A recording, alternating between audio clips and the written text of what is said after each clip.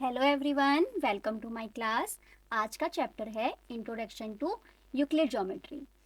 ये चैप्टर थोड़ा सा आपको टफ लग सकता है, ऐसा मैं इसलिए कह रही हूँ क्योंकि ये चैप्टर थ्योरेटिकल है। ठीक है, थ्योरेटिकल चैप्टर में आपको और भी ध्यान से सुनना पड़ता है सब चीज़ों को और समझते हुए चलना है।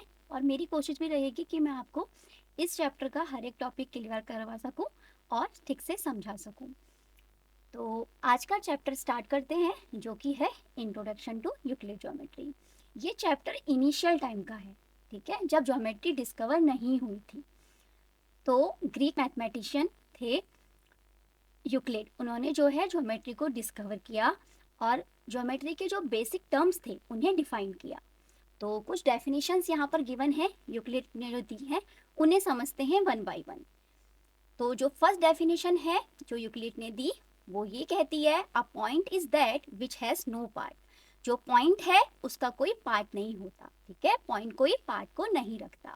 सेकंड डेफिनेशन उन्होंने दी कि लाइन जो है वो ब्रेथलेस लेंथ होती है, मतलब कि लाइन की कोई ब्रेथ नहीं होती।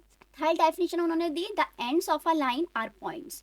जो लाइन के एंड्स होते हैं वो क्या होते हैं, पॉइंट्स होते हैं। फोर्थ डेफिनेशन में उन्होंने बताया, अ straight line is a line which lies evenly with the points on itself. कोई भी स्ट्रेट लाइन है, ठीक है, वो किससे बनती है, बहुत सारे पॉइंट से बनती है। यहाँ मैंने एक स्ट्रेट लाइन ड्रॉ की, इस स्ट्रेट लाइन में जो है बहुत सारे आपके पॉइंट हैं, बहुत सारे पॉइंट से मिलकर ये आपकी स्ट्रेट लाइन फॉर्म हो रही है। फिफ्थ डेफिनेशन में उन्होंने बोला, a surface is that which has length and breadth only. जो सरफेस है, कोई भी सरफेस, मान लीजिए मैंने कोई सरफेस यहाँ पे बनाई, ये कोई सरफेस है, सरफेस कैसी भी हो सकती है, तो मैंने यहाँ पर ये सरफेस ली है, बोल रहे हैं कि जो ये सरफेस है वो क्या रखती है, लेंथ और ब्रेथ को रखती है, तो ये लेंथ और ब्रेथ को रखेगी। ठीक। सिक्स में उन्होंने बोला, the edges of a surface are line. जो सरफेस की एजेस होती हैं वो क्या होती हैं, लाइंस होती हैं। देखा आपने कि यहाँ पे मैंने कोई सरफेस बनाई, लेंथ और ब्रेथ को दिखाया, तो किससे मिलकर बनी, लाइन से मिलकर बनी। लेंथ भी एक लाइन है, ब्रेथ भी एक लाइन है, इस टाइप से। सेवंथ में उन्होंने बताया, a plane surface is a surface which lies evenly with the straight line on itself. Plane surface एक ऐसी सरफेस है जिसके अंदर क्या होंगे, बहुत सारी स्ट्रेट लाइन होंगी। जैसे कि ये सरफेस मैंने ली, ठीक, ये एक प्लेन सरफेस है, इसके अंदर क्या होंगी, कैसे भी स्ट्रेट लाइन जो है वो हो सकती हैं बहुत सारी। ठीक, ऐसी ऐसी डेफिनेशंस यहाँ पर जो है यूक्लिड ने दी। एक बार जल्दी से इनको रिवाइज कर लेते हैं। उन्होंने बोला, फर्स्ट डेफिनेशन उन्होंने बोला कि जो पॉइंट होता है वो उसके पार्ट नहीं होते, पॉइंट जो है पार्ट को नहीं रखता। सेकंड उन्होंने बताया कि लाइन जो है वो ब्रेथलेस लेंथ होती है, लाइन की कोई आपकी ब्रेथ नहीं होती। थर्ड में उन्होंने कहा कि लाइन के जो एंड्स होते हैं उन्हें पॉइंट्स कहा जाता है। जो स्ट्रेट लाइन होती है वो बहुत सारे पॉइंट से मिलकर बनती है। फिर उन्होंने बोला जो सरफेस होती है वो केवल लेंथ और ब्रेथ को रखती है। फिर नेक्स्ट उन्होंने बताया जो सरफेस के एजेस होती हैं वो लाइंस होती हैं। और कोई भी प्लेन सरफेस एक ऐसी सरफेस होती है जिसके अंदर बहुत सारी लाइंस जो हैं वो हो सकती हैं, बहुत सारी स्ट्रेट लाइंस को वो रख सकता है। तो ये कुछ डेफिनेशंस थी जो यूक्लिड ने दी, ठीक है, जिससे उन्होंने बेसिक टर्म्स को समझाया, पॉइंट को समझाया, लाइन को समझाया, ठीक, और सरफेस को समझाया। ये जो है आपके बेसिक टर्म्स हैं ज्योमेट्री के। अब जो यूक्लिड बात करते हैं, यूनिवर्सल ट्रूथ की बात करते हैं यूक्लिड। तो जो यूनिवर्सल ट्रूथ का मतलब क्या है, जो सब जगह मान्य है, ठीक है, मतलब कि संसार में सत्य है जो चीज, वो क्या है, यूनिवर्सल ट्रूथ है। यूनिवर्सल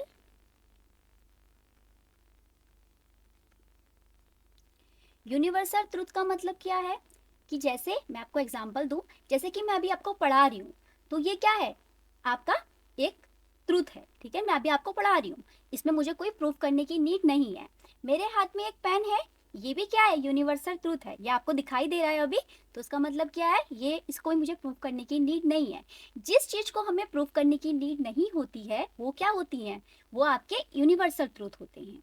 अब जो यूक्लिड है उन्होंने यूनिवर्सल ट्रूथ को टू पार्ट्स में डिवाइड किया। टू पार्ट्स कौन कौन से हैं वो देखते हैं। यूनिवर्सल ट्रूथ को यूक्लिड ने टू पार्ट्स में डिवाइड किया। एक पार्ट को उन्होंने बोला एक्सिम्स और सेकंड को उन्होंने बोला पोस्टुलेट। तो कुछ उन्होंने एक्सिम्स दी और कुछ उन्होंने पोस्टुलेट्स दिए। अब ये एक्सिम्स और पोस्टुलेट क्या होते हैं? अब देखिए, जो एक्सिम होती हैं वो मैथ्स की किसी भी ब्रांच पे आप उसे अप्लाई कर सकते हो। जो एक्सिम है उन्हें आप एवरीवेयर इन मैथ्स में अप्लाई कर सकते हो। मैथ्स की किसी भी ब्रांच में आप इसे अप्लाई कर सकते हो एक्सिम्स को, चाहे वो अर्थमेटिक हो, चाहे वो एल्जेब्रा हो, चाहे वो कैलकुलस हो, ठीक है, चाहे वो ज्योमेट्री हो, कुछ भी ब्रांच हो मैथ्स की उसमें आप एक्सिम्स को यूज कर सकते हो। और जो पोस्टुलेट्स होते हैं वो केवल कहाँ होते हैं अप्लाई? Only geometry. इन्हें आप केवल ज्योमेट्री में ही अप्लाई कर सकते हो। तो मैंने आपको बताया कि यूक्लिड ने यूनिवर्सल ट्रूथ की बात की। यूनिवर्सल ट्रूथ को उन्होंने टू पार्ट्स में डिवाइड किया, एक तो एक्सिम्स की फॉर्म में और एक पोस्टुलेट्स की फॉर्म में। अब ये एक्सिम क्या होती हैं? एक्सिम्स जो होती हैं उन्हें आप मैथ्स में कहीं पर भी अप्लाई कर सकते हो, ठीक है, मैथ्स की किसी भी ब्रांच में आप उसे अप्लाई कर सकते हो। बट जो आपके पोस्टुलेट्स होते हैं वो केवल ज्योमेट्री में ही अप्लाई होते हैं। तो ये मैंने आपको समझाया कि यूक्लिड ने कैसे कैसे डिवाइड किया। अब वन बाय वन समझते हैं कि एक्सिम्स क्या है और पोस्टुलेट्स क्या हैं। फर्स्टली हम समझते हैं एक्सिम्स को कि एक्सिम्स क्या है, ठीक है। तो हम एक्सिम को समझेंगे। तो यूक्लिड ने कुछ यहाँ पर एक्सिम्स दी हुई हैं, उन्हें वन बाय वन समझते हैं। और आपको ध्यान देना है जिस सीक्वेंस में ये आपको एक्सिम्स गिवन है आपको भी इसी सीक्वेंस में इन्हें लर्न करना है और समझते हुए चलना है, ठीक है, क्योंकि क्वेश्चंस में हम जो है यहाँ पर इनका नंबर यूज करेंगे, ठीक। तो यूक्लिड एक्सिम के अकॉर्डिंग जो फर्स्ट एक्सिम है वो आपसे क्या कहती है समझते हैं। Things which are equal to the same thing are equal to one another. जैसे कि मैं आपको एग्जाम्पल दूं, यहाँ पर a इक्वल टू बी और a equal to C, b a के इक्वल है और c a के इक्वल है। आपसे कहा जा रहा है things which are equal to the same thing. एक ही चीज के इक्वल अगर अलग अलग दो चीजें हैं तो वो भी क्या हो जाएंगी? आपस में इक्वल हो जाएंगी। इसका मतलब ये हुआ कि यहाँ से b इक्वल टू सी हो जाएगा, ठीक है। सेकंड एक्सिम में उन्होंने कहा if equals are added to equals the wholes are equal. जैसे कि मान लीजिए आपके पास है a इक्वल टू बी, आपने लिया a इक्वल टू बी। अब आपने बोथ साइड जो है यहाँ पर 3 ऐड कर दिया, तो a प्लस 3 इक्वल टू हो गया b प्लस 3। तो a इक्वल टू b था, आपने बोथ साइड 3 ऐड किया, तो जो इनकी वैल्यू होगी वो भी आपस में इक्वल हो जाएगी। मतलब कि a प्लस 3 और b प्लस 3 की वैल्यू भी इक्वल होगी। ऐसा आपसे सेकेंड एक्सिम कह रही है। If equals are added to equals the wholes are equal. अब थर्ड एक्सिम जो आपसे कह रही है वो ये कह रही है if equals are subtracted from equals the remainders are equal. अगर इक्वल में इक्वल सब्ट्रैक्ट किया जाए तो जो रिमाइंडर्स आएंगे वो भी इक्वल होंगे। जैसा कि मैं आपसे बोलूं कि अगर a इक्वल टू बी है तो आप बोथ साइड जो है 2 को माइनस कर दें, तो a minus two equal to B minus two. तो जो रिमाइंडर्स आए मतलब a माइनस टू और b माइनस टू आए, इनकी वैल्यू भी क्या हो जाएगी? आपस में इक्वल हो जाएगी। तो हमने अभी यहाँ पर फर्स्ट एक्सिम को समझा, सेकंड एक्सिम को समझा और थर्ड एक्सिम को समझा। अब जो फोर्थ एक्सिम है वो आपसे क्या कह रही है उसे समझते हैं। Things which coincide with one another are equal to one another. कह रहा है कि अगर मान लीजिए कोई एक लाइन है, ये एक लाइन है, ठीक, ये लाइन हमने लिया यहाँ पर ए बी, ठीक है, एक लाइन सेगमेंट हमने लिया ए बी। दूसरा लाइन सेगमेंट मतलब कि जस्ट इसके ऊपर ही है, ठीक है, सी डी, मतलब इससे चिपक के हमने जो है बना दिया। तो इसका मतलब है कि ये ए बी के ऊपर सी डी कोइंसाइड कर रहा है, ठीक है, एक के ऊपर एक है, चिपक कर है ये बिल्कुल। तो इसका मतलब इनकी वैल्यू भी क्या हो जाएगी? इक्वल हो जाएगी। मतलब कि A B equal to C D हो जाएगा। ये आपसे कह रहा है फोर्थ एक्सिम, ठीक। अब फिफ्थ एक्सिम के according the whole is greater than the part. हमेशा जो होल होता है वो अपने हिस्से से बड़ा होता है। मान लो एक चपाती है, ठीक है, एक हमने चपाती ली, ये आपकी एक चपाती है, तो इसी का हमने एक हिस्सा ले लिया। मान लीजिए हमने इस तरीके से एक जो है हिस्सा ले लिया इसका, तो इसका मतलब क्या है? जो होल वाला पार्ट है चपाती का वो छोटे वाले पार्ट से मतलब इसके पार्ट से क्या होगा?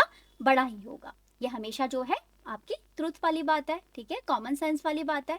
तो whole is greater than the part. आपको लगेगा कि इस चैप्टर में जो आप पढ़ रहे हो वो आपको ऑलरेडी पता है, बट आपको ध्यान रखना है ये चैप्टर जो है इनिशियल टाइम का है, तब ये चीजें नहीं पता थी किसी को। तो यूक्लिड ने उन्हें समझाया, उन्हें डिस्कवर किया और आपको यहाँ पर जो है समझाते हुए फिर बाय एक्सिम उन्हें यहाँ पर लिखा हुआ है। तो सिक्स्थ में उन्होंने बताया things which are double of the same things are equal to one another.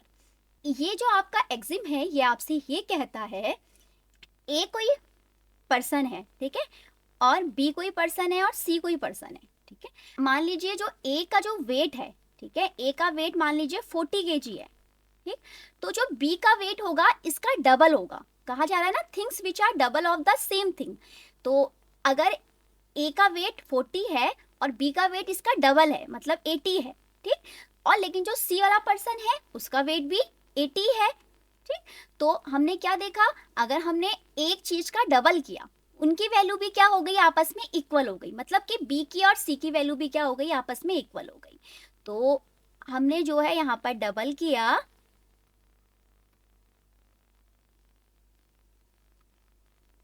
तो इसका मतलब क्या हुआ, ये आपस में क्या है, इक्वल है, ठीक है। ए कोई पर्सन था जिनका वेट 40 था और बी कोई पर्सन हमने लिया और सी कोई पर्सन लिया, तो जो ए का वेट था उससे डबल था बी का वेट और सी का वेट भी क्या है, सेम वैसा ही है, ठीक है। सेवंथ एक्सिम आपसे कहती है things which are halves of the same thing are equal to one another. ये भी सेम टू सेम ऐसे ही है। मान लीजिए हमने कोई फिर से एक ए बी सी पर्सन लिया है और जो बी का वेट है वो मान लीजिए आपका 40 है, ठीक, तो इनका हमें हाफ लेना है, हमें यहाँ पर हाफ मतलब हाफ करना है, तो ये 20 और ये भी हम सी का वेट भी मान लीजिए 20, बी और सी क्या हो जाएंगे यहाँ से फिर इक्वल हो जाएंगे। ऐसा आपसे 7 जो है वो एग्जाम कह रही है, things which are halves of the same thing are equal to one another. ये भी आपस में क्या हो जाएंगे, दोनों इक्वल हो जाएंगे, बी और सी भी। तो एक बार जल्दी से फिर से इन्हें रिवाइज कर लेते हैं। यूक्लिड की जो फर्स्ट एक्सिम है वो आपसे ये कहती है b इक्वल टू ए और c इक्वल टू ए, तो हमने देखा कि जो b और c होंगे वो भी आपस में इक्वल हो जाएंगे बाय फर्स्ट एक्सिम।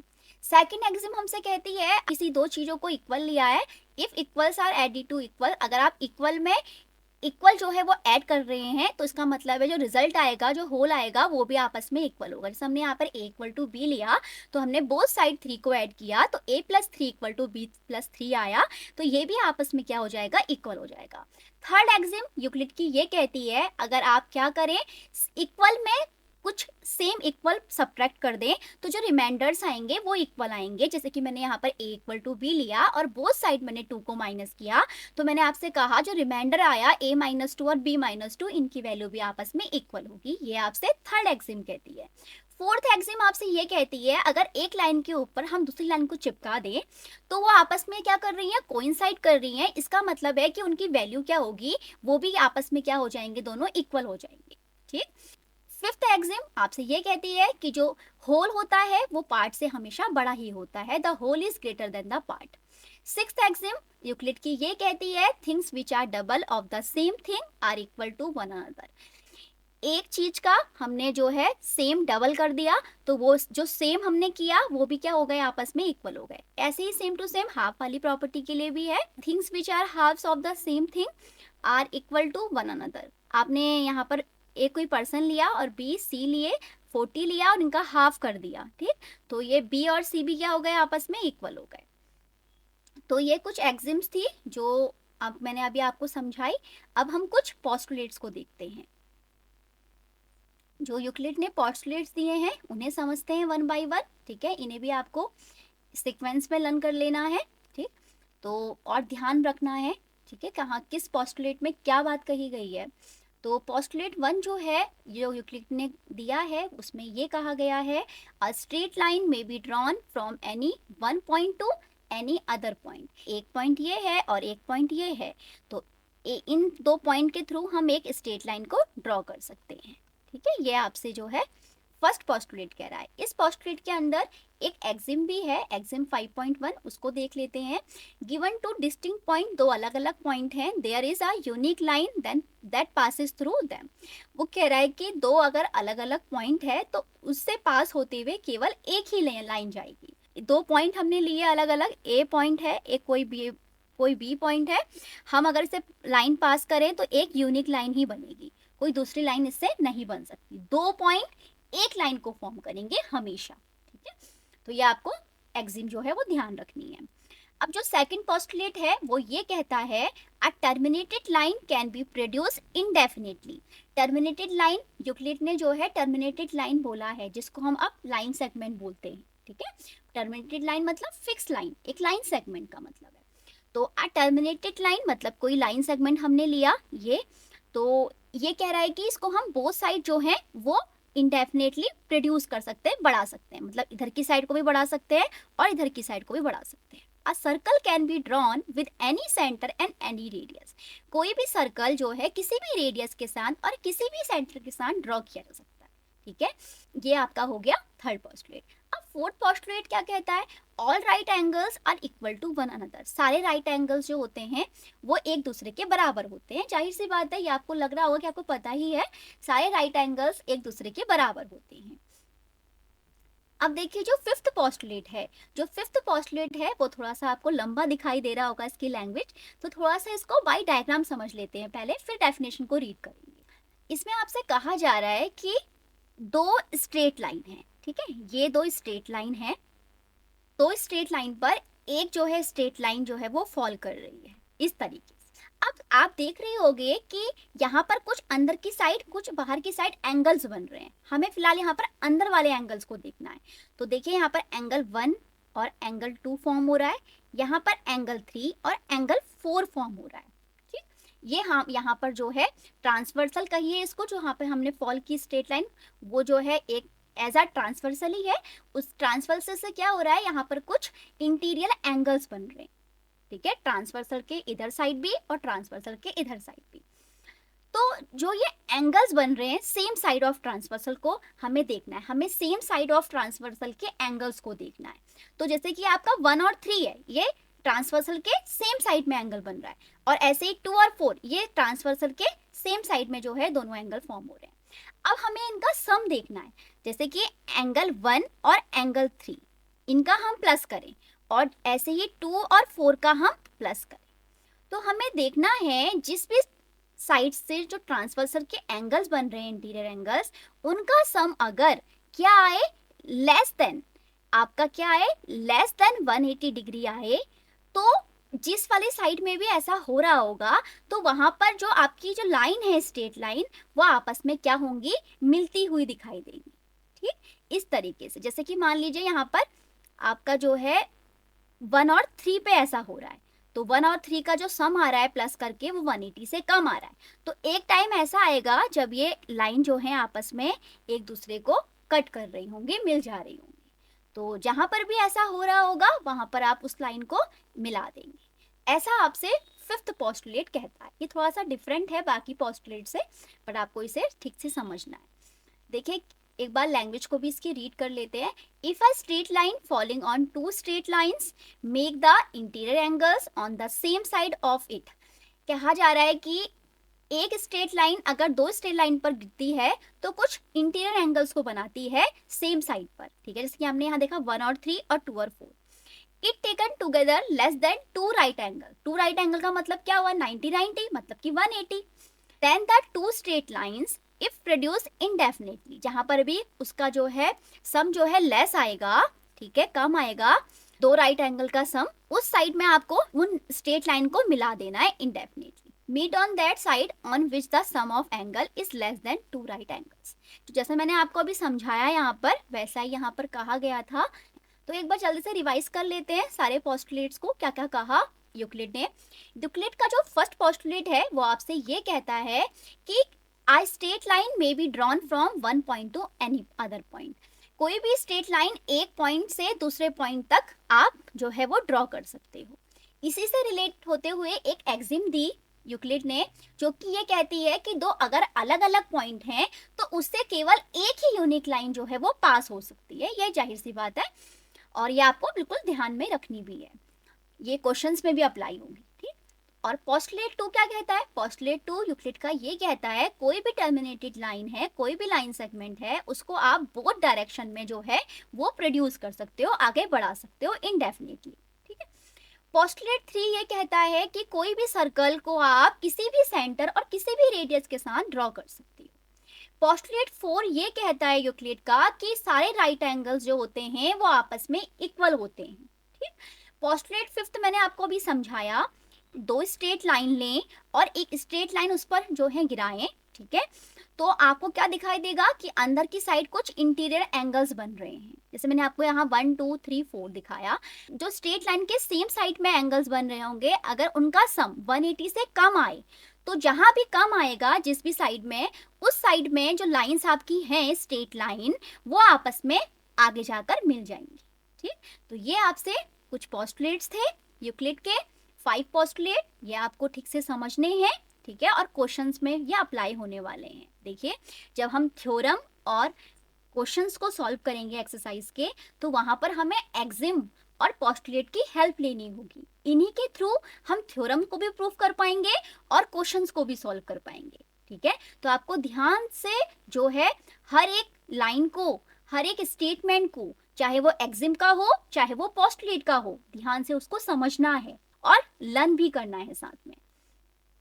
लर्न कब होगा? जब आप चीजों को समझेंगे। ठीक, अभी मैंने आपको क्या बताया? मैंने आपको कुछ एक्सिम समझाई यूक्लिड की और कुछ मैंने आपको पोस्टुलेट्स बताए। ठीक है, आई होप आपको वो समझ में आए हो, बट समझ में तभी आएंगे जब आप उन्हें रिवाइज करेंगे। ठीक, अब हम आगे देखते हैं कुछ एग्जाम्पल्स को। देखिए, एग्जाम्पल मैंने यहाँ पर लिया हुआ है, if A B and C are 3 points on a line, एक लाइन पर 3 पॉइंट हैं A B C, and B lies between A and C, और जो बी पॉइंट है वो ए और सी के बीच में है, बीच में लाई कर रहा है। तो आपको ये फिगर में भी दिखाई दे रहा है, जैसा कि आपको फिगर में दिखाई दे रहा है। एक हमने यहाँ पर लाइन ली है जिसमें आपको 3 पॉइंट दिखाई दे रहे हैं A B C, A B सी, ए और सी के बीच में आपको पॉइंट बी दिखाई दे रहा है। तो आपको क्या प्रूफ करना है? आपको प्रूफ करना है कि A B plus B C, मतलब कि A B plus B C by diagram, इसकी जो वैल्यू होगी दोनों को प्लस करके वो किसके इक्वल आएगी? ए सी के इक्वल आएगी, मतलब कि ए सी के। ठीक, अब हम इस चीज को कैसे जो यहाँ पर प्रूफ करेंगे ये समझना है। देखिए, अभी मैंने आपको जो है एक एक्सिम बताई थी। कौन सी एक्सिम थी वो एक्सिम थी आपकी 4th एक्सिम, जिसमें आपसे कहा गया था things which coincide with one another are equal to one another। अगर क्या हो, एक लाइन के ऊपर दूसरी लाइन कोइंसाइड करे तो मतलब कि वो जो लाइन होंगी आपस में दोनों इक्वल होंगी। यही आपको यहाँ पर जो है एक्सिम का यूज करना है। इसीलिए मैंने आपसे कहा था कि आपको एक्सिम और पोस्टुलेट बिल्कुल ध्यान से पढ़ने हैं और समझते हुए चलना है चीजों को। तो देखिए, आपने क्या किया, आपने यहाँ एक्सिम 4 का यूज किया। तो फिलहाल हम यहाँ पर लिख लेते हैं जो हमें गिवन चीजें थी। पहले गिवन था हमें कि ए और बी और सी, ये आपको क्या दिए थे? 3 पॉइंट्स दिए थे। मैं यहाँ शॉर्ट में ही लिख रही हूँ। और जो ए और सी के बीच में था वो क्या था? बी पॉइंट था। ठीक है, तो इनके बीच में बी पॉइंट आपको लेना है। ए और सी के बीच में बी पॉइंट है, ये इतना आपको गिवन था। तो आपको क्या प्रूव करना है? We have to prove that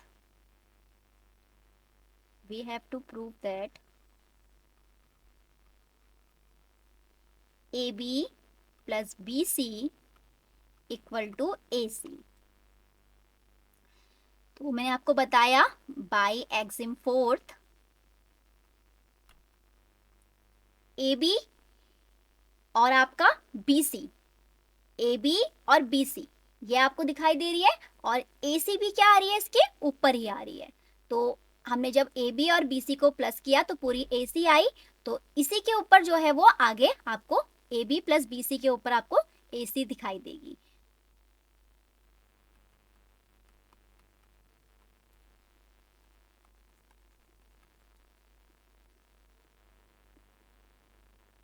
next example को, जिसमें कहा जा रहा है prove that an equilateral triangle can be constructed on any given line segment. आपको कोई लाइन सेगमेंट दिया हुआ है, उस पर आपको क्या करना है? इक्विलेटरल ट्रायंगल को आप कंस्ट्रक्ट करते हो, ये आपको प्रूव करना है। ठीक है, कोई आपको लाइन सेगमेंट दिया हुआ है, उसके ऊपर आपको इक्विलेटरल ट्रायंगल कैसे कंस्ट्रक्ट करें, इस चीज को आपको प्रूव करना है। ठीक है, तो देखिए मैं आपको समझाती हूँ इसे किस तरीके से आपको प्रूव करना है, क्योंकि इसके लिए कुछ स्टेप्स हैं, ठीक है, मैंने सीखे हैं, मैं अब आपको सिखा रही हूँ, ठीक। तो वैसे ही आपको भी स्टेप्स वो फॉलो करने हैं। देखिए, मैंने कोई एक लाइन सेगमेंट लिया, मैं यहाँ पर आपको दिखा रही हूँ बनाकर। ये मैंने कोई यहाँ पर ए बी लाइन सेगमेंट लिया। क्या करना है आपको, ए को सेंटर लेते हुए, तो ए को मैंने यहाँ पर सेंटर लिया और ए बी को मैंने यहाँ पर रेडियस लिया। ए को मैंने सेंटर लिया और ए बी को मैंने रेडियस लिया।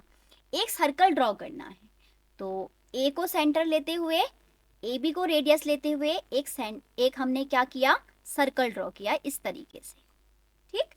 अब सेम वर्क आपको फिर से करना है, बी को सेंटर लेना है और ए बी को, मतलब कि बी ए कहेंगे, अब बी ए को आपको रेडियस लेना है। बी ए कहिए या ए बी कहिए, बात एक ही है, ठीक है। तो बी को हमने सेंटर लिया और बी ए को हमने रेडियस लेते हुए एक सर्कल ड्रॉ कर दिया, जो कि किस तरीके से होगा, इस तरीके से, ठीक।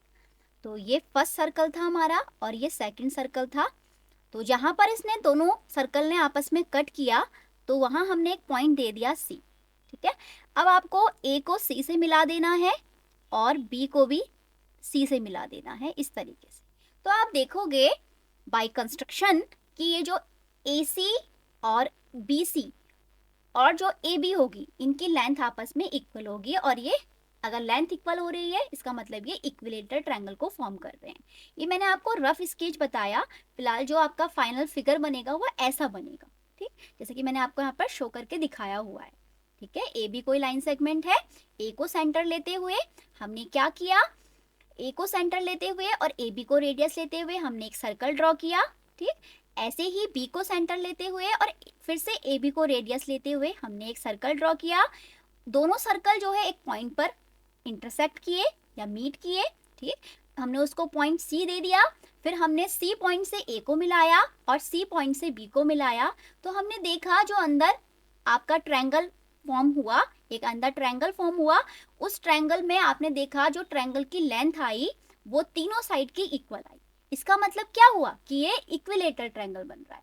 तो जैसे स्टेप मैंने फॉलो किए वैसे ही स्टेप आपको भी फॉलो करने हैं, ठीक।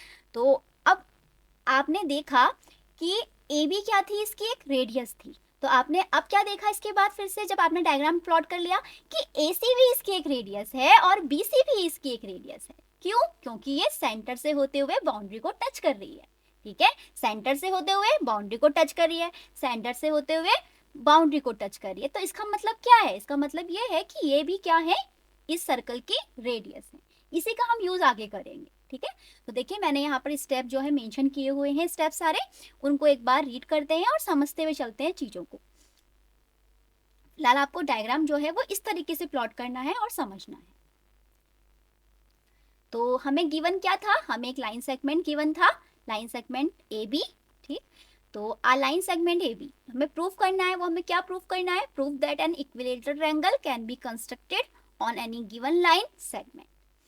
तो हमने कंस्ट्रक्शन क्या किया अपनी तरफ से वो देखते हैं। ड्रॉ सर्कल विद सेंटर ए, हमने एक सर्कल ड्रॉ किया सेंटर ए के साथ और रेडियस ए बी लेते हुए।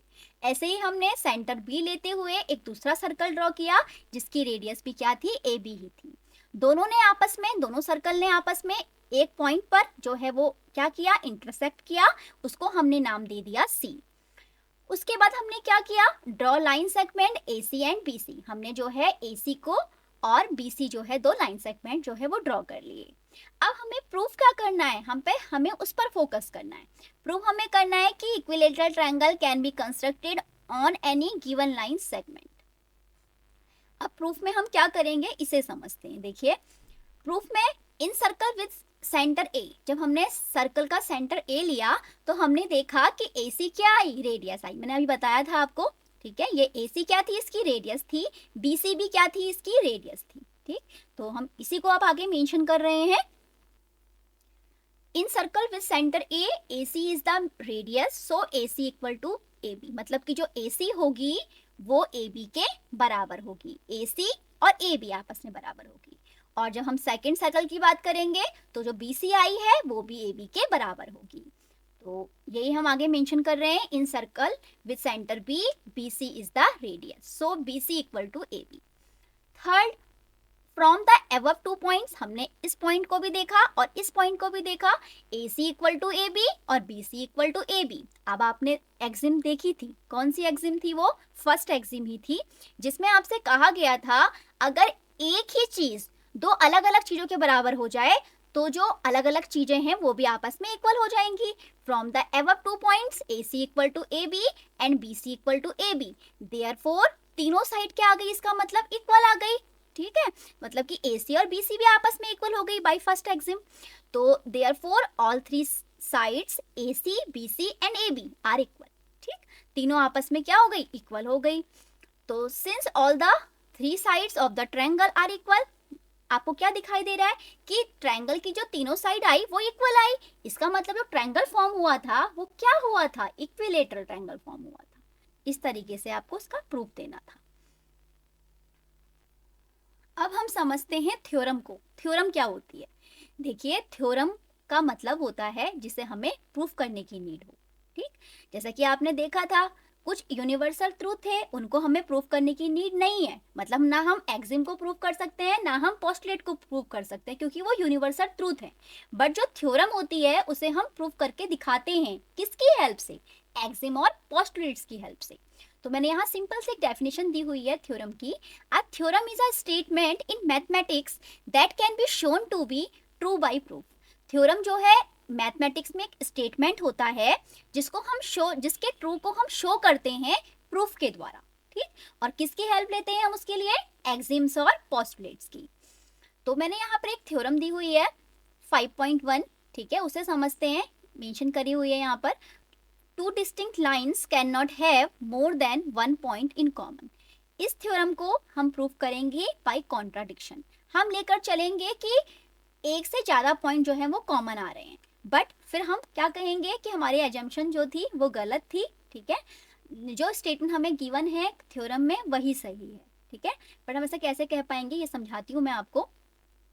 देखिए, हमें गिवन क्या था वो लिख लेते हैं पहले।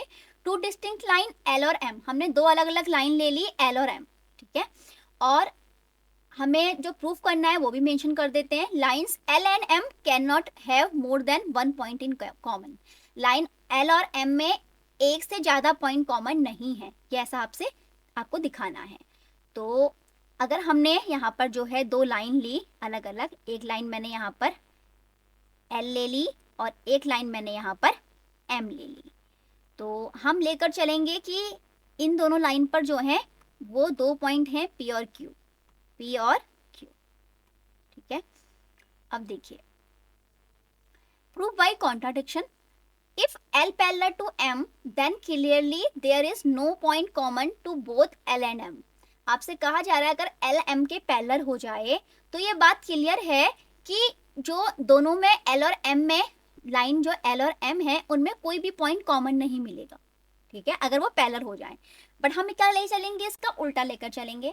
हम कहेंगे कि वो पैरेलल नहीं है, मतलब कि L is not parallel to M, so let L is not parallel to M, let P and Q, अगर वो पैरेलल नहीं है तो उनमें पॉइंट कुछ ना कुछ आपस में कॉमन होंगी, ठीक है। तो हमने ले लिया कि let P and Q be two points common to both lines L and M, मतलब कि जो लाइन है हमारी दो L और M उनमें क्या है, दो पॉइंट कॉमन है P और Q, जिनको हमने नाम दिया P और Q, जैसे कि मैंने आपको अभी फिगर में दिखाया भी यहाँ पर, ठीक।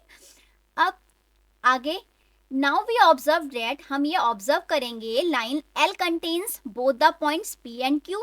हम ये ऑब्जर्व कर रहे हैं कि जो लाइन आपकी L थी उसमें P और Q पॉइंट है, and the line M also contains both the points P and Q, और जो आपकी MY लाइन थी वो भी दोनों पॉइंट को कंटेन कर रही है P और Q को। But according to postulate 1, but जो पोस्टुलेट 1 था वो आपसे क्या कहता था, वो ये कहता था कि अगर हमें एक स्ट्रेट लाइन ड्रॉ करनी है तो वो केवल कितने पॉइंट से होके जाएगी, केवल दो पॉइंट से। तो but according to postulate 1 we know that there is only one line passing through two distinct points, जैसे कि मैंने आपको बताया था स्टार्टिंग में भी, ठीक है। ली थी हमने जो एजम्पशन वो क्या हो गई, इसके पोस्टुलेट के अकॉर्डिंग फेल हो गई, ठीक है। पोस्टुलेट तो ये कहता है यूक्लिड का कि अगर हमें कोई स्ट्रेट लाइन ड्रॉ करनी है तो वो केवल 2 पॉइंट से होकर जाएगी, बट हमने तो यहाँ पर क्या कह दिया कि दोनों में जो है, दोनों लाइन में ही क्या आ रहे हैं, पी और क्यू कॉमन आ रहे हैं। ऐसा कब हो पाएगा, जब वो दोनों लाइन क्या होंगी, एक ही होंगी, ठीक है। तो this contradicts our assumption that L and M are not parallel. इसका मतलब क्या हुआ कि एल और एम आपस में पैरेलल नहीं है, ठीक है। इसका मतलब जो हमारी इनिशियल एजम्पशन थी वो रॉन्ग थी। The two distinct lines cannot have more than one point in common, ठीक। तो ये हमारी थ्योरम थी, इसको हमने बाय कॉन्ट्राडिक्शन प्रूफ किया और आपको समझाया कि किस तरीके से आपको इसे करना था। अब हम स्टार्ट कर रहे हैं एक्सरसाइज 5.1, जिसकी जो फर्स्ट क्वेश्चन है वो ये कह रहा है आपसे, which of the following statements are true. आपको देखना है कि कौन सा स्टेटमेंट इसमें से ट्रू है एंड विच आर फॉल्स, और कौन सा फॉल्स है। Give reason for your answer, और अपना रीजन देना है आंसर के पीछे। तो फर्स्ट जो स्टेटमेंट दिया हुआ है वो कह रहा है only one line can pass through a single point. क्या सिंगल पॉइंट से केवल एक ही लाइन पास हो सकती है? देखते हैं। एक पॉइंट आपने लिया, ठीक है, ये पॉइंट है हमारे पास। क्या इस पॉइंट से केवल एक ही लाइन पास हो सकती है? ऐसा तो नहीं है। इस पॉइंट से तो हम एक line, 2 line, 3 line, 4 line, 5 line, 6 line, कितनी भी लाइन ड्रॉ कर सकते हैं। मतलब कि एक पॉइंट से इनफाइनाइटली मैनी लाइंस जो है वो ड्रॉ हो सकती हैं, ठीक है। तो इसका मतलब क्या हुआ कि जो स्टेटमेंट है वो क्या है, फॉल्स है, ठीक। सेकंड स्टेटमेंट आपसे कहता है there are an infinite number of lines which pass through two distinct points. क्या दो अलग अलग पॉइंट से infinite number of lines pass हो सकती हैं? ऐसा बिल्कुल भी नहीं है। हमने एग्जाम में भी देखा था कि अगर हम दो अलग अलग पॉइंट लें तो उससे केवल एक ही लाइन आप ड्रॉ कर सकते हैं, यूनिक लाइन को ही वो केवल ड्रॉ कर सकता है। तो ये भी स्टेटमेंट क्या हो गया, फॉल्स हो गया। रीजन मैंने आपको बता दिया, ठीक है, आप लिख सकते हो। थर्ड जो स्टेटमेंट है वो आपसे ये कहता है a terminated line can be produce indefinitely on both the side. ये आपने पोस्टुलेट में देखा था कि कोई भी टर्मिनेटेड लाइन है उसको आप बोथ साइड क्या कर सकते हो, इनडेफिनेटली प्रोड्यूस कर सकते हो, दोनों साइड जो है उसको आगे इंक्रीज कर सकते हो। इसका मतलब ये स्टेटमेंट आपका ट्रू हो गया, ठीक है। अब फोर्थ स्टेटमेंट आपसे कह रहा है if two circles are equal, अगर दो सर्कल्स आपस में इक्वल हैं तो इसका मतलब है कि उनकी रेडियाई भी इक्वल रही होगी। बिल्कुल ठीक बात है। जब रेडियाई इक्वल रही होगी तो उनके आपके सर्कल भी क्या हो जाएंगे, इक्वल हो जाएंगे, क्योंकि रेडियस पे तो डिपेंड कर रहे हैं सर्कल। तो इसका मतलब ये स्टेटमेंट भी क्या हो जाएगी, आपकी ट्रू हो जाएगी। अब जो फिफ्थ स्टेटमेंट है वो आपसे ये कह रहा है इन फिगर बिलो, जो आपको यहाँ पर फिगर दिया हुआ है उसके according A B equal to P Q है और P Q equal to X Y है। तो ए बी और एक्स वाई की वैल्यू इक्वल हो जाएगी। बिल्कुल, ये आपसे एग्जाम फर्स्ट कहती है, ठीक है। तो ये बात बिल्कुल ट्रू है, क्योंकि आपसे उसमें कहा गया था अगर सेम थिंग दो अलग अलग चीजों के बराबर होती है, ठीक है, जैसे कि पी क्यू यहाँ पर सेम है, वो अलग अलग दो चीजों के बराबर है, ए बी और एक्स वाई, इसका मतलब जो अलग अलग चीजें हैं वो भी आपस में इक्वल हो जाएंगी। तो A B equal to X Y, ये क्या है, आपकी एग्जाम फर्स्ट है, उसके अकॉर्डिंग ये स्टेटमेंट क्या है, ट्रू है, ठीक है। तो इस तरीके से आपको जो है इन क्वेश्चंस को सॉल्व कर लेना। Question number 2, give a definition for each of the following terms. आपको जो यहाँ पर टर्म्स दिए हुए हैं आपको हर एक के डेफिनेशन को देना है। Are there other terms that need to be defined first. अगर आपको डेफिनेशन देने के बाद कुछ टर्म ऐसे लग रहे हैं जो उनको फिर से डिफाइन करना जाना चाहिए, तो आपको उन्हें भी डिफाइन करना है, ठीक है। अभी समझाती हूँ मैं आपको कैसे करना है ये। What are they and how might you define them. देखिए, जैसे कि आपको फर्स्ट दिया हुआ है यहाँ पर पैरेलल लाइंस। पैरेलल लाइंस की आप डेफिनेशन को देंगे। पैरेलल लाइंस की डेफिनेशन में जो भी अनडिफाइंड टर्म आएंगे, ठीक है, जिनको फिर से डिफाइन किया जाना चाहिए, जो आपको पता है ऑलरेडी, तो उन्हें आप फिर से जो है 1 और 2 में या जितने भी वो आ रहे होंगे उन्हें आप अलग अलग फिर से डिफाइन करेंगे, ठीक है। ये मैंने आपको बताया हुआ है, देखिए किस तरीके से आपको करना है, समझा रही हूँ यहाँ पे। पैरेलल लाइंस की आपने डेफिनेशन दी। 2 lines in a plane are called parallel if they never intersect each other no matter how far they are extended in both direction. अब देखिए इसमें आपको क्या दिखाई दे रहा है अनडिफाइंड टर्म, एक तो लाइन दिखाई दे रहा है, ठीक है, तो लाइन, और दूसरा क्या दिखाई दे रहा है आपको, इंटरसेक्ट दिखाई दे रहा है, ठीक है, ये आपका फिर से डिफाइन होना चाहिए क्योंकि आपको ये पता होना चाहिए पहले, तभी आप पैरेलल लाइन की डेफिनेशन को दे पाएंगे। ठीक, तो इसमें क्या कहा गया आपसे पैरेलल लाइन की डेफिनेशन में, टू लाइंस, दो लाइन किसी प्लेन में पैरेलल तब होंगी जब वो आपस में क्या करेंगी, इंटरसेक्ट नहीं करेंगी। ठीक है, मतलब कि वो बोथ डायरेक्शन में क्या हो जाए, कितनी भी दूरी तक एक्सटेंड हो पाए, तब हम कहेंगे कि वो पैरेलल लाइंस हैं। तो इसके अंदर मैंने देखा कि लाइन आया, एक तो अनडिफाइंड टर्म, और एक क्या आया, इंटरसेक्ट आया। तो आप इन्हें डिफाइन करेंगे पहले आप।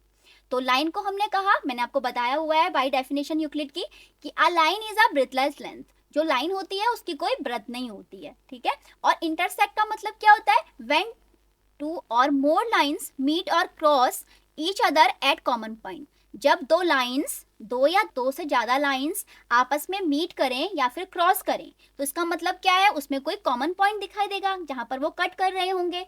तो जहां पर वो कट कर रहे होंगे वही क्या है, इसका इंटरसेक्ट है। इस तरीके से हम लाइन को डिफाइन कर लेंगे और इंटरसेक्ट को डिफाइन कर लेंगे। अब जो सेकंड हमें डेफिनेशन देना था वो देना था परपेंडिकुलर लाइंस का। तो परपेंडिकुलर लाइंस क्या होती हैं वो समझते हैं पहले। Perpendicular lines are lines, perpendicular lines वे लाइंस हैं जो इंटरसेक्ट करती हैं राइट एंगल पर। ठीक है, अब अनडिफाइंड टर्म क्या हो गया, लाइन। लाइन अभी मैंने आपको डिफाइन किया कि लाइन जो होती है वो ब्रेथलेस लेंथ होती है उसकी। और दूसरा क्या आया इसमें, राइट एंगल। तो मैंने यहाँ केवल जो है राइट एंगल को आपको फिर से डिफाइन करके दिखा दिया है। A right angle is an angle that measures exactly 90 degrees. Right angles वे एंगल्स हैं जिनका जो मेजरमेंट होता है वो कितना होता है, करेक्ट 90 डिग्री होता है। ठीक है, इस तरीके से आपको ये प्रॉब्लम को सॉल्व करना है। अब जो थर्ड आपको डेफिनेशन दिया हुआ है बताने के लिए, वो दिया हुआ है लाइन सेगमेंट का। तो लाइन सेगमेंट क्या होता है, a line segment is a part of a line. Line segment किसका पार्ट होता है, लाइन का ही पार्ट होता है। That has two fixed end point, जिसके क्या होते हैं, दो एंड पॉइंट फिक्स्ड होते हैं कि यहाँ से यहाँ तक ही है, इसकी लेंथ फिक्स होती है। लाइन सेगमेंट की जो लेंथ होती है वो फिक्स होती है। ठीक है, अब इसमें आपको क्या मिला, एक तो लाइन मिला, लाइन को आपने डिफाइन कर दिया। अब आपको क्या मिला, एक पॉइंट और इसमें पॉइंट मिला। अब पॉइंट क्या होता है, पॉइंट को समझना जरूरी है। जो पॉइंट होता है उसका कोई पार्ट नहीं होता, ये तो मैंने आपको बता दिया है बाय डेफिनेशन। अब एक और तरीके से भी समझ सकते हैं इसको, जो पॉइंट है वो स्पेस में ऐसी पोजीशन है जिसकी ना तो लेंथ होती है, ना ब्रेथ होती है, ना ही कोई थिकनेस होती है। ठीक है, तो हम उसे क्या कहेंगे, पॉइंट कह देंगे।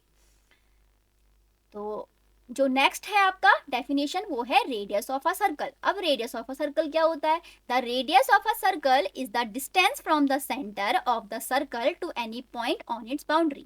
जो रेडियस होती है किसी भी सर्कल की वो क्या होती है, सर्कल के सेंटर से बाउंड्री तक की डिस्टेंस होती है। ठीक है, ये आपका सर्कल है, ये सर्कल का सेंटर यहाँ पर मान लीजिए, तो यहाँ से लेकर यहाँ तक की जो डिस्टेंस होगी, चाहे वो कहीं से भी ले लो आप, ठीक है, तो वो क्या होगी, आपकी रेडियस होगी। ये भी रेडियस, ये भी रेडियस, ये भी रेडियस, ये भी, इस तरीके से बहुत सारी रेडियस जो है आ सकती है। तो इसमें आपको एक अनडिफाइंड टर्म दिखाई दिया, सर्कल। तो सर्कल को समझते हैं अब। A circle is a closed curve in which all points are at the same distance from a fixed point. ठीक है, तो ये सर्कल को हमने बता दिया। अब जो नेक्स्ट था वो है स्क्वायर। स्क्वायर क्या होता है, a square is a special type of quadrilateral that has. Square जो होता है वो क्वाड्रिलेटरल का एक स्पेशल टाइप होता है जो कि क्या रखता है, all four sides equal in length, सारे साइड्स की इक्वल होती हैं, और सारे एंगल्स भी क्या होते हैं, इसके इक्वल होते हैं, और कितने डिग्री के होते हैं, 90 डिग्री के होते हैं। तो इसमें हमें एक अनडिफाइंड टर्म मिला, क्वाड्रिलेटरल। क्वाड्रिलेटरल क्या होता है, क्वाड्रिलेटरल एक क्लोज्ड फिगर होता है जो कि बनाया जाता है 4 लाइन सेगमेंट के थ्रू, 4 साइड्स के थ्रू, 4 वर्टिसेस के थ्रू, और 4 एंगल्स के थ्रू। तो हमने यहाँ पर क्वाड्रिलेटरल जो अनडिफाइंड टर्म था उसको भी जो है यहाँ पर बता दिया। तो मैंने आपको बताया कि रेडियस ऑफ अ सर्कल क्या होता है, उसके अंदर हमने सर्कल को देखा, अनडिफाइंड टर्म, फिर हमने स्क्वायर को देखा, और स्क्वायर के अंदर हमने अनडिफाइंड टर्म देखा, क्वाड्रिलेटरल। ठीक है, स्क्वायर क्या है, स्क्वायर एक क्वाड्रिलेटरल का ही स्पेशल टाइप है जो कि 4 साइड्स को रखता है जो कि इक्वल लेंथ की होती हैं, और 4 एंगल्स को रखता है जिनका मेजरमेंट होता है 90 डिग्री। इसमें हमने अनडिफाइंड टर्म देखा, क्वाड्रिलेटरल। क्वाड्रिलेटर एक क्लोज्ड फिगर है जो कि बनाया जाता है 4 लाइन सेगमेंट से, 4 साइड से, 4 वर्टिसेस से, एंड 4 एंगल से। ठीक है, तो इस तरीके से हमने समझा कुछ डेफिनेशंस को, और डेफिनेशन के अंदर भी जो अनडिफाइंड टर्म्स थे उनको समझा, ठीक है, जिसकी हेल्प से डेफिनेशन हमारी बनी।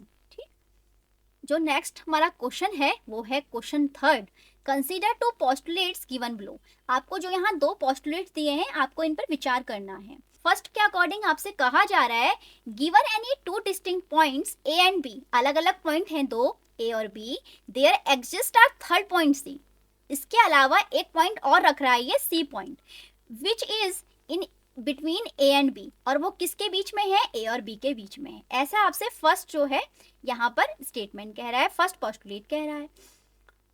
अब जो सेकंड है, there exist at least 3 points there are not on the same line, वो कह रहा है आपसे कि कम से कम एटलीस्ट जो है तीनों पॉइंट जो है सेम लाइन पर जो है वो नहीं आ सकते, ऐसा आपसे सेकंड पोस्टुलेट कह रहा है। अब कह रहा है, do these postulate contain any undefined term, जो दोनों आपको पोस्टुलेट दिए हैं इनमें कुछ अनडिफाइंड टर्म आ रहे हैं क्या, वो देखना है हमें। आर दीज पोस्टुलेट कंसिस्टेंट, क्या ये दोनों पोस्टुलेट कंसिस्टेंट है, मतलब इनमें कुछ सेम सेम चीजें हैं। Do they follow from Euclid postulate, क्या ये यूक्लिड पोस्टुलेट से फॉलो कर रहे हैं, एक्सप्लेन करना है हमें इन चीजों को। ठीक है, तो देखते हैं। देखिए जो आपको यहाँ पर दिए हुए हैं ये, yes these postulate contain undefined term, जो आपको यहाँ पोस्टुलेट्स दिए हुए हैं ये अनडिफाइंड टर्म को कंटेन कर रहे हैं। तो undefined term in the given postulates are, क्या है वो अनडिफाइंड टर्म, उनको देखते हैं। There are many points that lie in the plane, but in the postulate given here the position of point C is not given as the whether it's lie on the line segment joining AB or not। ठीक है, देखिए क्या कहा जा रहा है यहाँ जो है, there are many points that lie in the plane, एक प्लेन में बहुत सारे पॉइंट जो हैं वो लाई कर रहे हैं, लेकिन जो पोस्टुलेट यहाँ पर दिया हुआ है वो ये कह रहा है जो सी की पोजीशन है वो यहाँ पर किस तरीके से दी हुई है, the position of point C is not given, जो सी की पोजीशन है वो आपको गिवन नहीं है, to whether it lies on the line segment, कि वो जो ज्वाइन कर रहा है ए बी को वो कहाँ पर है, सी की पोजीशन है भी कि नहीं। Yes these postulates are consistent, दोनों पोस्टुलेट जो हैं वो कंसिस्टेंट तो हैं, but with these two situation, लेकिन ये दो अलग अलग बातें कह रहे हैं। एक तो फर्स्ट स्टेटमेंट के अकॉर्डिंग कह रहा है point C is lying on the line segment A B in between A and B, जो पॉइंट सी है वो लाइन सेगमेंट ए बी के ऊपर लाई तो कर रहा है और ए और बी के बीच में लाई कर रहा है। और जो सेकंड स्टेटमेंट था वो कह रहा था आपसे point C does not lie on the line segment A B, जो सी पॉइंट है वो ए बी के ऊपर लाई नहीं कर रहा। ठीक है, एटलीस्ट कहा ना उसने, एटलीस्ट 3 पॉइंट्स बोला। ठीक है, they don't follow Euclid postulate, ये जो दोनों आपको स्टेटमेंट दी हुई थी वो यूक्लिड पोस्टुलेट को फॉलो नहीं कर रही है, वो एक्सिम को फॉलो कर रही है। ठीक है, तो इस टाइप से आपको जो है इसको जो है समझना था। Now question number 4, if a point C lies between 2 points A and B such that A C equal to B C, then prove that A C equal to half A B, explain by drawing the figure. आपसे कहा जा रहा है अगर कोई point C है जो कि दो पॉइंट ए और बी के बीच में लाई कर रहा है तो A C equal to B सी है, देन प्रूव दैट, तो आपको प्रूव करना है कि A C equal to half of A B है, explain by drawing the figure. तो देखिए हमें एक लाइन ड्रॉ करनी है जो कि हमने यहाँ पर ड्रॉ की, ए और बी लाइन हमने ड्रॉ की, इसमें कहा जा रहा है कि ए और बी के बीच में एक पॉइंट सी लाई कर रहा है, तो हमने यहाँ पर सी पॉइंट लाई कर दिया। तो इस तरीके से कर रहा है कि ए सी इक्वल टू क्या आ रहा है, बी सी आ रहा है, ये आपको गिवन है। अब ए सी इक्वल टू बी सी आ रहा है तो हमें गिवन है, तो हम क्या कर सकते हैं, यहाँ पर बोथ साइड कुछ इक्वल चीज ऐड कर सकते हैं, क्योंकि हमें क्या लाना है, A C equal to 1/2 A B लाना है। तो हम यहाँ पे लिख लेते हैं we have to prove that, जो हमें प्रूव करना है पहले उसे भी लिख लेते हैं, we have to prove that AC equal to half of AB।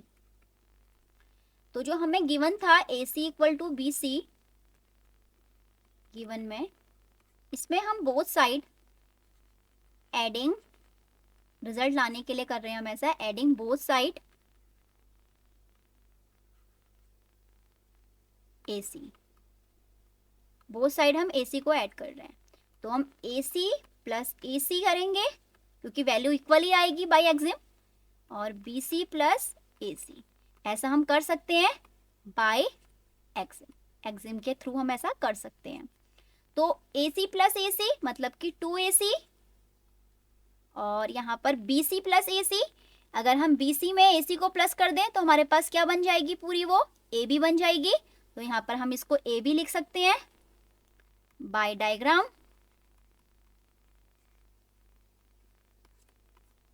तो AC इक्वल टू कितना हो गया, हाफ, 2 यहाँ मल्टीप्लाई में था AC के साथ, जब AB के साथ जाएगा तो 1/2 हो जाएगा और AB हो जाएगा। यही हमको जो है वो प्रूफ करना था, AC equal to half of AB। ये हमारा यहाँ पर प्रूफ हो गया। तो आप कब कर पाए इसे प्रूफ, बाय एक्सिम के थ्रू कर पाए। ठीक है, तो आपको इसलिए एक्सिम को ध्यान में रखना है, कहाँ पर आप कौन सी एक्सिम को लगा सकते हैं। ठीक है, तो क्योंकि आपको ए बी लेकर आना था, ए बी कैसे आता, जब आप बी सी में ए सी ऐड करेंगे। अब बी सी में ए सी ऐड करने का मतलब क्या है कि बोथ साइड आपको ए सी ऐड करना पड़ेगा। ठीक है, तो ये हमारा यहाँ से प्रूव हो गया क्वेश्चन। अब नेक्स्ट प्रॉब्लम को देखते हैं जो कि 5th प्रॉब्लम है। इन क्वेश्चन फोर्थ क्वेश्चन की आपको हेल्प लेनी है। Point C is called a mid point of line segment A B. C को आप मिड पॉइंट कह रहे हैं अगर लाइन सेगमेंट ए बी का, तो prove that every line segment has one and only one mid point. तो आपको ये प्रूव करना है कि जो हर एक लाइन सेगमेंट होता है वो केवल एक ही जो है वो मिड पॉइंट को रखता है, one and only one mid point. तो देखिए ऐसा हमें दिया हुआ है, बट हम इसे कन्वर्स के थ्रू जो है वो प्रूव करेंगे, हम इसका कॉन्ट्राडिक्शन के थ्रू प्रूव करेंगे। तो यहाँ पर लिखते हैं प्रूफ बाय कॉन्ट्राडिक्शन।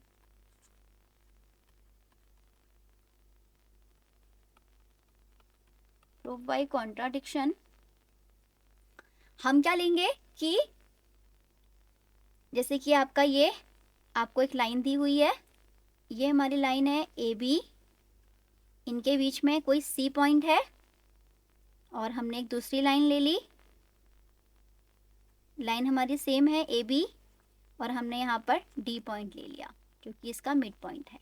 तो प्रूफ बाय कॉन्ट्राडिक्शन, तो लेट सी एंड डी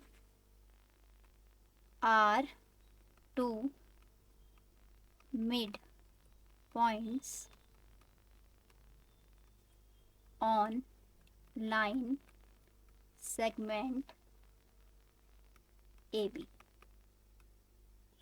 तो क्वेश्चन फोर्थ की हेल्प से हमने देखा था कि अगर सी मिड पॉइंट था, मतलब कि इसके बीच में था, ए और बी के बीच में, तो हमने देखा था कि A C equal to half of A B था। तो A C equal to half of A B, एक तो आपका ये आ गया, और दूसरा आ जाएगा आपका A D equal to half of A B. ये हम क्वेश्चन 4 से कह पा रहे हैं ऐसा, बाय क्वेश्चन 4, अभी जो हमने यहाँ पर देखा था इससे पहले। तो A C equal to half of A B और A D equal to half of A B. ठीक है, अब आपको दोनों में हाफ ऑफ ए बी और half of A B both side equal दिखाई दे रहा है राइट हैंड साइड में। तो इसका मतलब क्या हुआ कि ए सी और ए डी भी क्या हो जाएंगे, आपस में इक्वल हो जाएंगे बाय एक्सिम फर्स्ट। अब ए सी और ए डी कब बराबर होंगे, ए सी और ए डी तब बराबर होंगे जब क्या हो, ये दोनों आपस में कोइंसाइड करें। ठीक है, मतलब कि पॉइंट एक ही हो, सी और डी। ठीक है, it is possible only if C and D coincide with each other, coincide with each other. Hence, the midpoint C is unique. तो इस तरीके से आपको इस प्रॉब्लम को भी सॉल्व कर लेना था। तो हमने देखा कि हम एक ही पॉइंट केवल यहाँ पर कह पाएंगे। ठीक है, now question number 6, in figure below if A C equal to B D then prove that A B equal to C D. एक आपको फिगर दिया हुआ है जिसमें आपको कहा जा रहा है कि जो ए सी है और जो बी डी है वो आपस में इक्वल है, तो आपको ये प्रूफ करना है जो ए बी की वैल्यू होगी और जो सी डी की वैल्यू होगी वो आपस में इक्वल हो जाएगी। तो जो हमें गिवन है पहले हम उसे लिख लेते हैं। Given A C equal to B D, A C और बी डी आपस में बराबर हैं। तो we have to prove that, हमें ये प्रूफ करना है, we have to prove that कि A B equal to C D. अब देखिए जो हमें लेकर आना है वो ए बी और सी डी को इक्वल लाना है, और हमें जो गिवन है वो क्या है, ए सी और बी डी की वैल्यू इक्वल है। हमें बीच में क्या दिखाई दे रहा है, बी सी दिखाई दे रहा है। तो अगर हम गिवन में बोथ साइड बी सी को माइनस कर दें तो हमें रिजल्ट मिल सकता है। ऐसा हम कर सकते हैं क्योंकि ऐसा एग्जिम भी कहती है, ठीक है। तो A C equal to B D ये हमें गिवन था, इसमें हम बोथ साइड जो है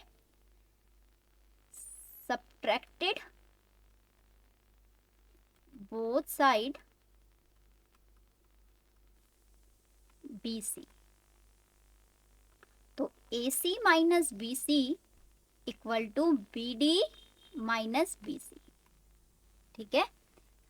तो AC माइनस BC, जब हम AC में से BC को माइनस करेंगे तो हमें AB मिल जाएगा, और जब हम BD में से BC को माइनस करेंगे तो हमें CD मिल जाएगा। तो ऐसा हम किससे कह पाए, बाय एक्सिम कह पाए, बाय एक्सिम थर्ड हम ऐसा कह पाए, ठीक है। तो हमने ये प्रूफ करना था और हमने ये प्रूफ कर दिया, प्रूफ्ड हो गया हमारा क्वेश्चन। तो इस तरीके से आपको जो है इस रिजल्ट को लेकर आना था। थोड़ा सा था बस में BC को माइनस करना था और एक्सिम का आपको यूज करना था। एंड लास्ट क्वेश्चन है इस एक्सरसाइज का 5.1 का, जिसमें आपसे कहा जा रहा है why is axiom fifth in the list of Euclid axioms. जो आपकी एक्सिम फिफ्थ है वो यूक्लिड एक्सिम की लिस्ट में क्यों है, कंसिडर्ड अ यूनिवर्सल ट्रूथ, ठीक है। तो एक्सिम फिफ्थ हमारी क्या थी, होल वाली, कि होल जो है हमेशा पार्ट से बड़ा होता है। तो एक्सिम फिफ्थ है whole is greater than the part, हमेशा जो होल होता है वो ग्रेटर होता है पार्ट से। तो मैंने आपको बताया भी था चपाती वाला यहाँ पर एग्जाम्पल, कि एक चपाती है, ठीक है, पूरी, उसी का हम एक हिस्सा ले लेंगे अगर, तो वो क्या होगा, हमेशा छोटा ही आएगा आपकी पूरी चपाती से, ठीक है। तो since this is true for anything in any part of the world, ये वर्ल्ड के किसी भी पार्ट पर, ठीक है, कहीं पर भी ये लागू होता है ये ट्रू, जो कि क्या है आपका यूनिवर्सल ट्रूथ है, ठीक है। हमेशा होल की जो वैल्यू होती है उसके पार्ट से हमेशा ज्यादा ही होती है, whole is greater than the part, ठीक। तो इसी क्वेश्चन के साथ हमारी ये एक्सरसाइज भी कंप्लीट होती है, और इस चैप्टर के हमारे एक्सरसाइज और सारे जो आपके टॉपिक थे वो सभी कवर होते हैं। तो चैप्टर बहुत छोटा सा है, बट मेन यही है कि आपको डेफिनेशंस को समझना है, एक्सिम्स को समझना है, पोस्टुलेट्स को समझना है। उन्हीं की हेल्प से आप जो है थ्योरम को भी प्रूव कर पाएंगे और क्वेश्चंस को भी सॉल्व कर पाएंगे, ठीक है। तो मेन फोकस करिए समझने पर, ठीक है। एक्सिम्स पोस्टुलेट्स को ध्यान से समझिए और उनकी प्रैक्टिस करिए, ठीक। और ध्यान रखना सीरियल का, ठीक है, उनमें जो है आपको उनके सीरियल नंबर का ध्यान रखना है, ठीक है। एक सीक्वेंस में लर्न करना है कि फर्स्ट क्या है, सेकंड क्या है, थर्ड क्या है, ठीक है, ऐसे ही एंड सो ऑन। तो इस तरीके से आपको इस चैप्टर को ठीक से जो है समझना है और जो है प्रैक्टिस करनी है क्वेश्चंस की।